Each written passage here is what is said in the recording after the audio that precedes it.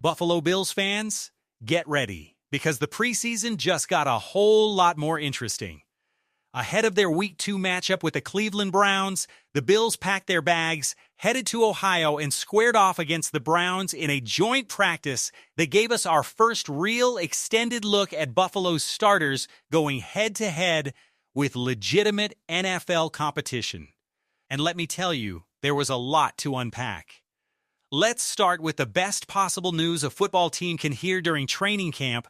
The Buffalo Bills left Cleveland with 0 new injuries. In a summer that has already been brutal for this roster, that is nothing short of a miracle. Think about it.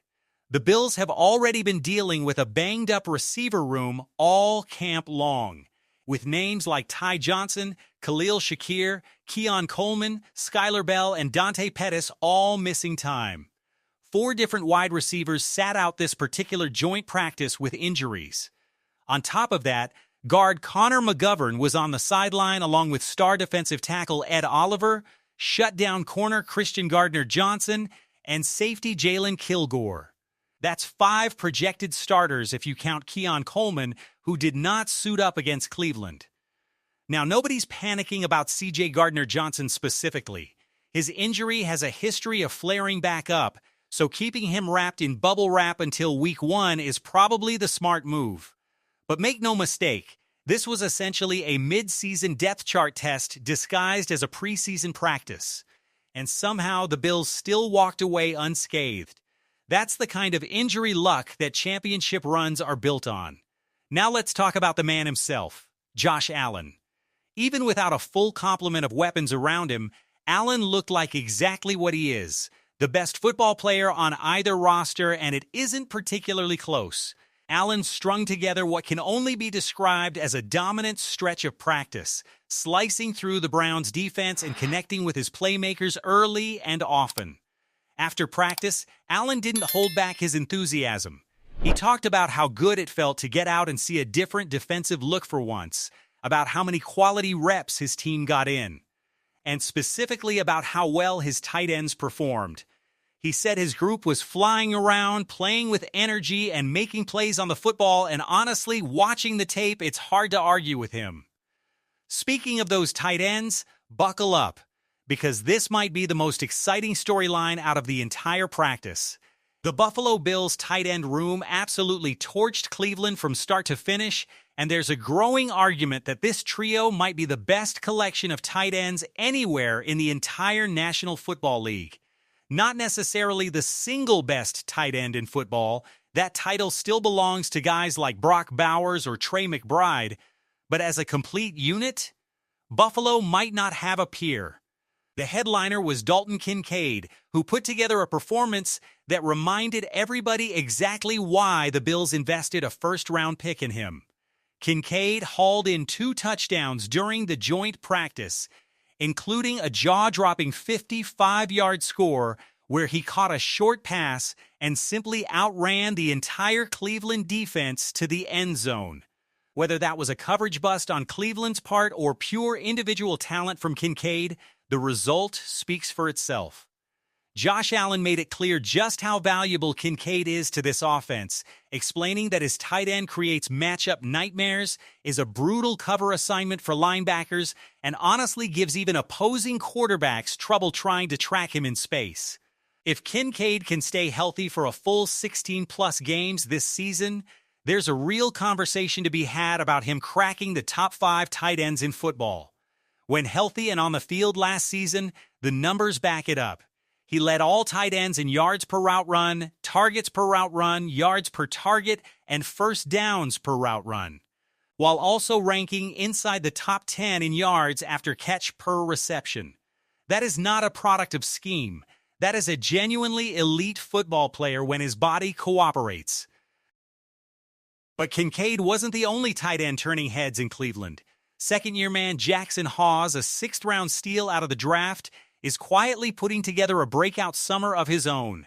Widely known as the punishing run blocker in this room, Hawes flashed something extra against the Browns. Real, legitimate hands as a pass catcher, capping off the day with a touchdown grab. Josh Allen even went out of his way to praise Hawes' development as a receiving threat, noting that people underestimate just how good his hands actually are. And this fits a broader trend sweeping across the league right now, where more and more forward-thinking franchises are prioritizing big, physical, blocking tight ends who can also line up and contribute in the passing game. Buffalo got theirs on day 2 of the draft, and it's looking like an absolute bargain. And then there's the steady veteran presence, Dawson Knox, who continues to be one of Josh Allen's most trusted safety valves whenever Kincaid needs a breather. Knox isn't going to blow anybody away with elite athleticism at this stage of his career, but he remains one of the most reliable red zone weapons and money-down first-down targets on the entire roster. Put it all together, and you've got a room that can beat you deep, beat you physically, and beat you in the red zone.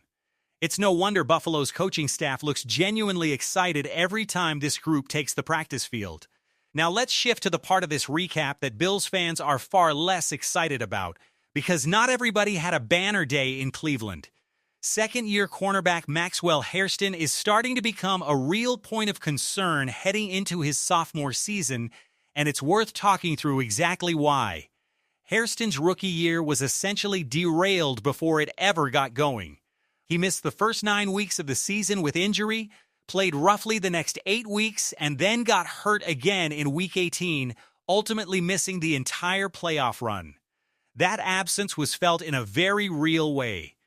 Buffalo struggled mightily in the secondary during their divisional round matchup against Denver, and even needed a furious late-game comeback just to survive Jacksonville.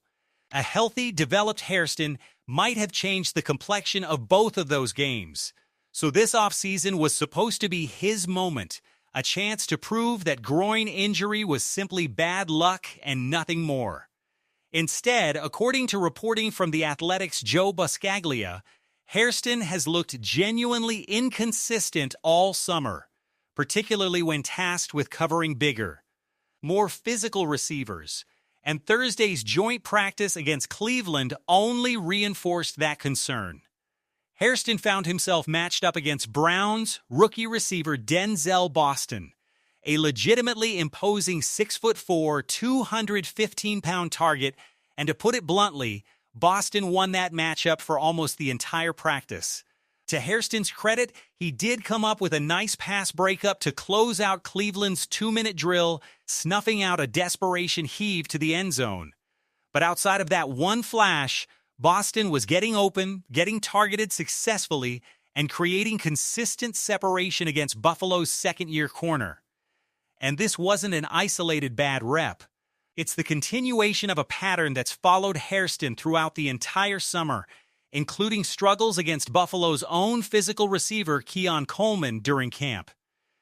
Here's the part that should really catch your attention, though. The Bills have not simply handed Hairston back his starting job upon his return from injury. Before he got hurt, Hairston was consistently taking the first-team reps at practice.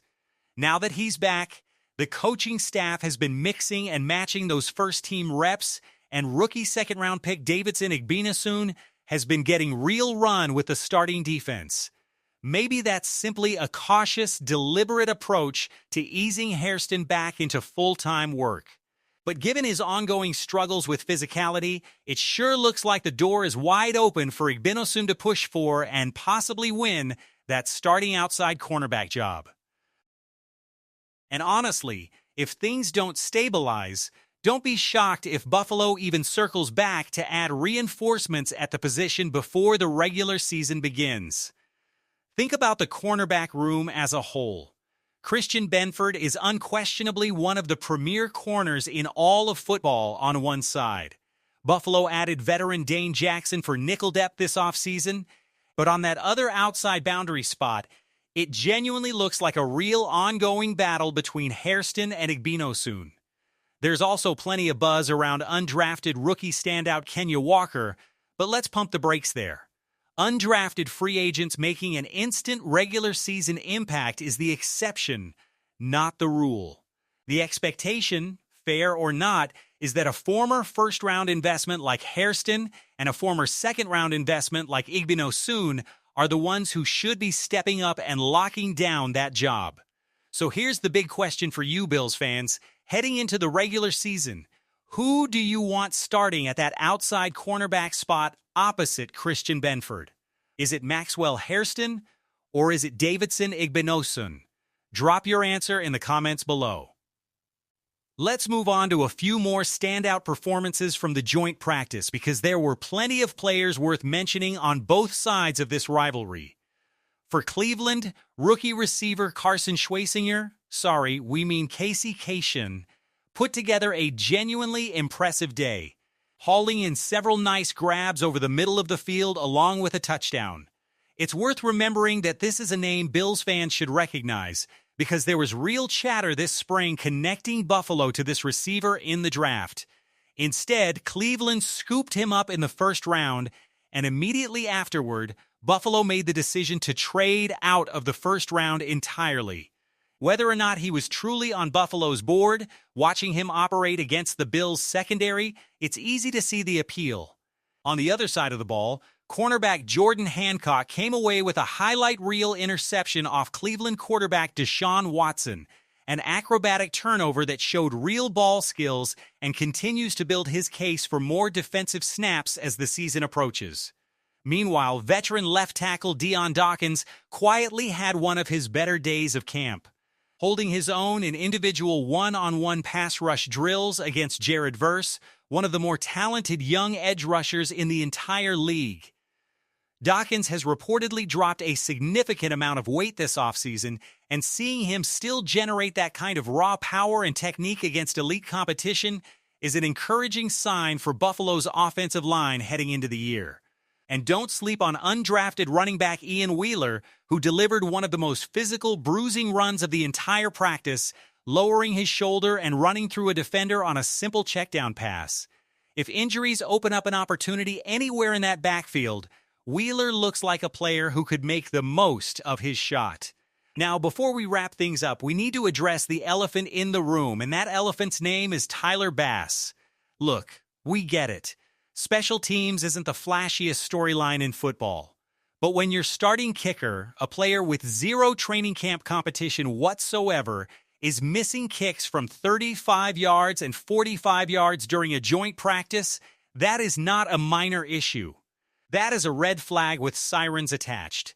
Bass has built a career hovering around an 84% make rate, and he has never once been cut by an NFL team. Compare that to journeyman kicker Matthew Wright, who has actually made a higher percentage of his career kicks and has still been cut over 20 times throughout his career. The point isn't that Wright is necessarily better. The point is that this league is absolutely loaded with viable kicking options, and yet Buffalo has decided, for reasons that remain genuinely confusing, not to bring in a single body to push Tyler Bass in camp. This is a kicker who has already cost this franchise a playoff game in recent history. Missing routine kicks in a low-pressure practice environment, with zero competition breathing down his neck, is simply unacceptable for a team with legitimate Super Bowl aspirations. If Buffalo's championship window gets capped this season by something as fixable as kicker inconsistency, it will be an absolutely maddening way for this era to come up short.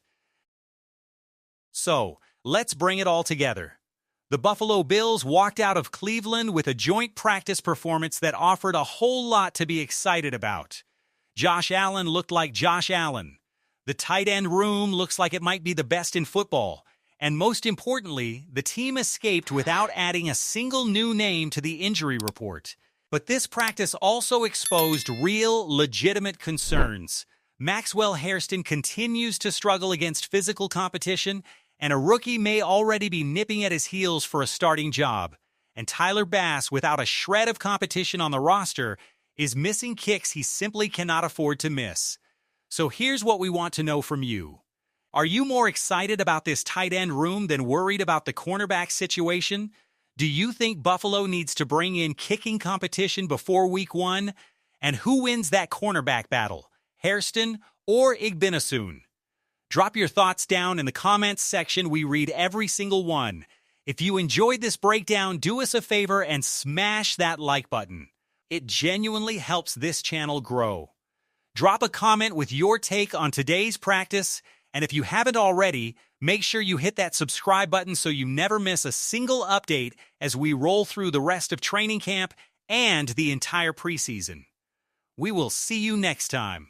Let's go Buffalo!